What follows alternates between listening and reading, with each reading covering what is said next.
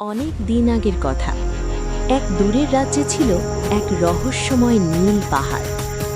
লোকেরা বলতো ওই পাহাড়ে লুকিয়ে আছে এক অদ্ভুত জাদু, যেখানে গেলে কেউ আর ফিরে আসে না। কিন্তু রাজকন্যা এলিনা ছিল সবার থেকে আলাদা। সে ভয় পেত না, বরং সত্য জানার ইচ্ছে ছিল তার প্রবল। একদিন সে একাই রওনা দিল নীল পাহাড়ের পথে। আমি ভয় পাই না, যতই বিপদ আসুক আমি সত্যটা জানতেই চাই। এই পাহাড়ে কিছু একটা আছে, আর আমি সেটা খুঁজে বের করব। চারদিকে ঘন কুয়াশা, নীরবতা আর অদ্ভুত ভয়ঙ্কর পরিবেশ। তবু এলিনা এগিয়ে চলল।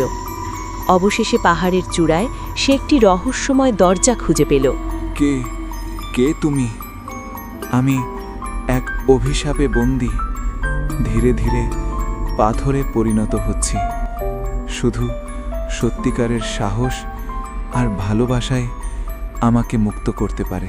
আমি তোমাকে ছেড়ে যাব না, যত বড় অভিশাপ হোক আমরা একসাথে লড়ব। ঠিক তখনই চারপাশে আলো ছড়িয়ে পড়তে শুরু করল। অভিশাপ ভেঙে যেতে লাগল। ধীরে ধীরে রাজপুত্র আবার মানুষের রূপে ফিরে এলো। তুমি আমাকে বাঁচিয়েছ।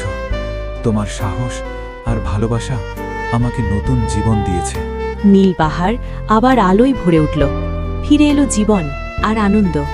আর সেদিন থেকে সবাই জানল, সত্যিকারের সাহস আর ভালোবাসার শক্তি যে কোনো অন্ধকারকে হারাতে পারে।